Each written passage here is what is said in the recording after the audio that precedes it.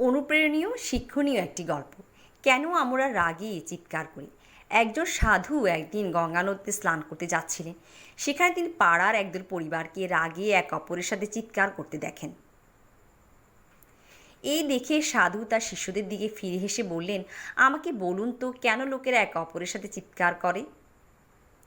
শিষ্যগণ কিছুক্ষণ চিন্তা করলেন এবং তারপর তাদের একজন বললেন, এর কারণ আমরা আমাদের প্রশান্তি হারিয়ে ফেলি।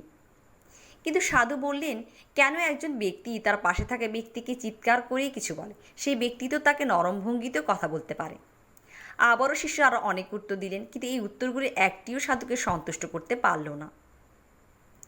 তারপর সাধু ব্যাখ্যা করলেন, যখন দুজন মানুষ এক অপরের উপর রেগে যায় তখন তাদের হৃদয়গুলো অনেক দূরত্বে চলে যায়, আর এত দূরত্বের মধ্যে তারা এক অপরকে কথা শোনানোর জন্য চিৎকার করতে থাকে।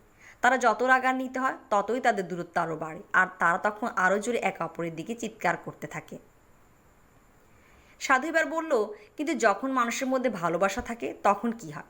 তারা একে অপরের সাথে চিৎকার করে না, বরং নরমভাবে কথা বলে, কারণ তাদের হৃদয় খুব কাছাকাছিই থাকে।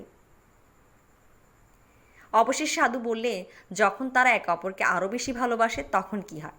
তারা কেবল ফিসফিস করে কথা বলে। আর যখন তারা গভীরভাবে একে অপরকে ভালোবাসে তখন তারা একে অপরের দিকে তাকায় এবং ইশারায় বুঝেন। এভাবেই দুজন মানুষ একে অপরের কাছাকাছি থাকে যখন তারা একে অপরকে ভালোবাসে। গল্পের নৈতিক: আপনি যখন রাগ করবেন তখন আপনার হৃদয়কে দূরে যেতে দেবেন না। এমন কোনো বাক্য বলবেন না যা আরও বেশি দূরত্ব তৈরি করে। তা না হলে একদিন এত দূরত্ব বেড়ে যাবে যে আপনি ফিরে যাওয়ার পথ খুঁজে পাবেন না।